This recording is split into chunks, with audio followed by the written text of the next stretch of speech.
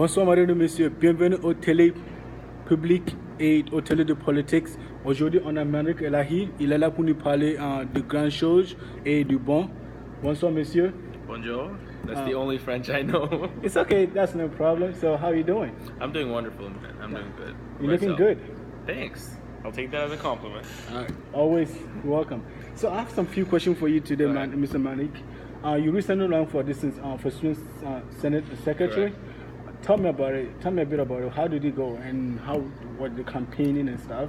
It was actually for secretary and trustee. So basically, given the fact that I've been doing student government for quite a while, I thought to myself that this was a good enough time to start to run for an executive position and to help the board in that way, like take it a step further and help the Senate in that way. So I think that the campaign was a plus to that, and the campaign itself was really amazing. You also helped on the campaign. Pleasure.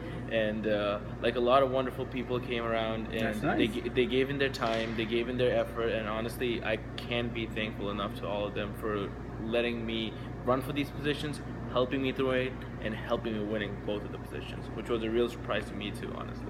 You won the vote by more than 80%, 80 vote. Yes, which is for actually, one of them. Which is actually unbelievable. And it's actually the largest vote gap. That's the largest vote gap that he won by 80 vote, which is actually one of the largest vote gap between anyone I've ever won in Hudson Valley Community College. And my second question for you today is, how do you see the campus like? How do you like the school, and what has the school done for you so far, as in terms of like education, help, and all this kind of stuff? So. Okay, so a lot of people have this idea that the community college is a very secondary sort of an educational institution. I see what you mean. Which I personally believed in the past.